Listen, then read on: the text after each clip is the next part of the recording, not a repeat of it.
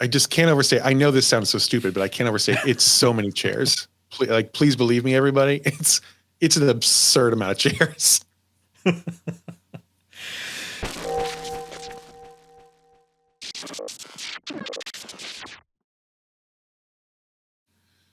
Ben, I have to talk to you about something. I need your opinion on something I experienced a few weeks ago, because it's been a few weeks and it's driving me still crazy. Before we do that, I do want to, there's an elephant in the room that I think we should address, and it is that we matched tonight. We look great. We do. Obviously, the northern lights come out, fall comes out, and so does the plaid flannel.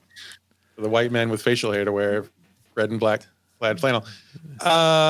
Having said that, I do. So a few weeks ago, I took some of my students down to a conference in North Carolina, and as part of that, I was booked into this hotel that on the campus premises. And I walked to the hotel, and there was something really strange about the hotel that I couldn't put my finger on at first, but something very unsettling. And it took me a little while to realize it. But what the problem was, and this is going to sound stupid, but the problem was, Ben, that there were so many chairs in this hotel lobby. And you're thinking like, wow, were there like 20 chairs or 30 chairs? No, Ben, there were like 80 chairs. There were like couches, there were settees, there were love seats, there were armchairs, there were just like regular. So they weren't even like matching chairs. We're not talking like absolutely not. Absolutely conference chairs or something like that. These chairs looked as if an antique store had thrown up all the chairs it had, and then they were like, well, I guess we'll set them up into seating arrangements. And there's a video of it somewhere. I don't know if we can link to that here or what the best way to do that is, but if you want to see the video, it's worth a look. It's just imagine a big wide sprawling hotel lobby, except there are like 19 different seating areas with like 4, 5, 6 chairs all together, but just like next to each other. It's seating areas as far as the eye can see. They go on forever. There are so many chairs. And they're everywhere, not just in the lobby that goes on and on and on. There were chairs under the coat hooks for some reason in one place. There were chairs outside the bathrooms, which I guess is nice if you want to, depending how it goes in there, you might want to have a nice rest afterward. There was a bench inside the men's room, Ben, and if you walk into the men's room and you are using the urinal, then behind you, there could be 2 lovers on this love seat watching you very intently as you use the urinal. There were too many chairs, and I don't know what they were for. And I would love for you to spin some ideas about why there might be so many chairs in this hotel. Well, let me ask that. That does sound very odd. What kind of hotel was it? Was it like a corporate hotel? Was it a chain kind of thing? Or good question. And actually, so there's a good answer to that. So the retreat campus is the best way I can put it. It's called Lake Junaluska in North Carolina. You can go check it out. Beautiful spot, great lake, like in the mountains, like it's right at the kind of the corridor entry to the Smoky Mountains. Really, really pretty. That whole campus at one point was, I think it was Presbyterian. It was some sect of Christianity owned it for a long time. And it was like a big church retreat thing. And there are multiple hotels, and there are like all these cabins and houses and retreat centers and like conference centers and things. But it's still semi-religious in that outside my hotel was a giant, and I mean 40-foot tall cross with very bright lights on constantly. So it's still rings true to the religious background. And my hotel room key had a picture of the lake, and then with a cross drawn in the corner. Okay. So it's still, I don't know what the relationship is still for the church, but it still is something. But this was a secular retreat, and but that's the background. But also so the hotel and the conference center thing, they're not big, they're small. And it sort of is like, what's the best way to, you've seen Friday the 13th. Mm-hmm. It's like if you had a religious conference at that lake. If you go to Camp Crystal Lake. Christians at Camp Crystal Lake. Yeah. Okay. Yeah. Christians at Camp Crystal Lake. That's what this would be like. Beautiful and terrifying. So the hotel itself, it was pretty small. It was old. It was quite old.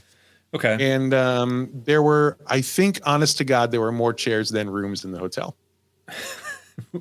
So I'm getting almost like a more of an inn kind of sense from it. Was it more of a older hotel like that? Yeah, an inn, but like if you think of like an East Coast inn, like the way that in White Christmas they go to an inn in Vermont and it's like kind of this big kind of house with columns in front of it. It's kind of like that. Okay. A little wider, but like that's kind of the deal. Because I think it's in you said it's in the foothills of the Smokies or kind of the gateway to the Smokies. Yeah, gateway to the There's a lot of Smokies. If you go to hills. the little town nearby, it says gateway to the Smokies. Lots of hills. Okay, so lots of hills. So I mean, probably lots of sitting. The more hills I go up, the more sitting I want to do. So that just could be a convenience thing. I did literally get tendinitis from walking around. So there you go. They're medicinal. I went to the chairs there. doctor 2 days later and she was like, "Did you do anything strenuous?" I said, "I walked in around the Smokies." So that makes a lot of sense. Okay, that's one thought. I was wondering too. Maybe they host a run, a race, something like that, and they just they're used to having a lot of tired people. Maybe is there some event like that? I can't imagine running on those. I mean, people, of course, like, runners love challenges. They love that. They love telling people about how they ran up mountains. So I did something really hard and now I'm tired. Yeah, it was great. Those are the kind of things, like the practical things. But I like what I'm thinking. What the initial kind of thought I got. If I kind of picture it almost like a family run in, like when you say White Christmas kind of stuff. Maybe this seems like an act of petty revenge to me. This seems like that many chairs of that many different styles in that many different places crammed into bathrooms, under coat racks, under that is a husband and wife debating years ago about whether they needed more chairs in the lobby. So this is a passive aggressive move. I think this is a passive aggressive move. It could have been. It looked like surrender and capitulation at first. Just because I'm on this side of the argument most of the time, I think probably the wife was saying we need more chairs. And then is Patty there, by the way? Do you want to weigh in on this? Not, or I'm all right tonight. No, how convenient. I can speak freely. I picture one of the couples saying we need more chairs in the lobby, and the other one saying no, there's fine. There's lots of chairs. We got plenty of places. This argument grows and grows and grows until someone just says, "Fine, we'll get more chairs." Oh, you want chairs? You want chairs? I'll get chairs. And is this enough chairs? And they go to every estate sale for the next 10 years and pick up anything that can be sat upon. And they've crammed it into every nook and cranny in their lobby until someone said, "Is that enough chairs for you?" That's my initial take. This.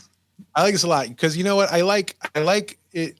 I don't like relationship stories where the stakes are very high. Like, I don't want them to fight over things that matter because having been divorced, like that's trigger warning for me. I like low stakes, big fights. And this is right up that alley for sure. I think I'm trying to say it's probably not even like the person that was buying all the chairs was not the one that was placing all the chairs, right? It was like, you wanted them, you find a place for them. And that may be why the love seat ended up in the men's room. Yeah. I got a place for this one right in the men's room. Yeah. I'll get couples watching you when you get in there, Earl. His name's Earl. I don't know why. Of course it's Earl. Of course it is. Yeah. And Ethel. Earl and Ethel. I like it. That's kind of what I'm thinking about it. Did you have were there any other clues, any other thoughts, you stayed there.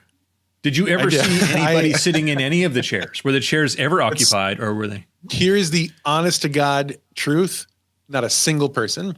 I was there for 3 days. I didn't see a single person sitting in a single chair, which really is the weirdest part of all of it. It was crazy. I was soaking in the whole environment. So I took it a different way, in terms of a bad idea for a story, which is, we're there. It's like there's all this religious iconography kind of out in the campus and things. And I know the history of the place. And to me, I thought it could be a really fun setting for almost like a Terry Pratchett style comedy where this is like the staging ground for an ongoing like series of battles between angels and demons. And this is where the angels come to hang out. They congregate there, and you've got to have chairs for the angels. You have to have them. They have to be there. But like one of the chairs is in the bathroom because angels are so fascinated with like human genitalia because they don't have it. And they just want to observe. They don't mean any harm. They're just so interested. We have to see this. It's curiosity. What is going on there? Not perversion. Yeah. It's not perversion. No, pure angels. I think it'd be fun if there was some sort of like, this is the staging ground for war. And like, this is a real battle, right? So this is like an end times level series of battles.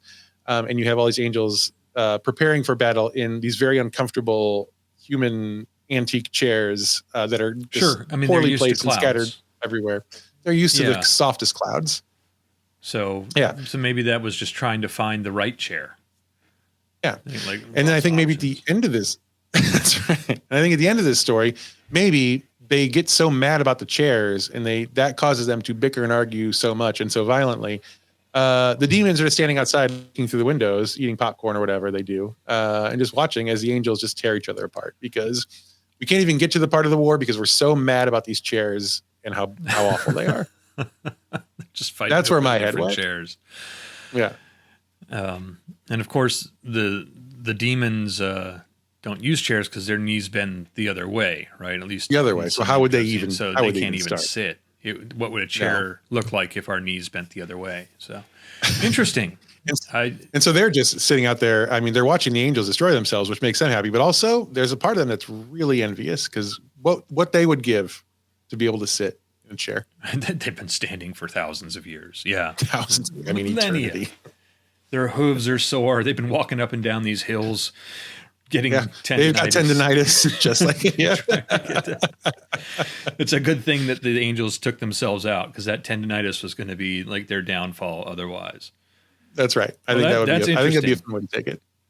That's interesting. I would say a clever observation, and I've got to check out this video because it sounds like an awful lot of weird chairs. I just can't overstate. I know this sounds so stupid, but I can't overstate. It's so many chairs. Please believe me, everybody.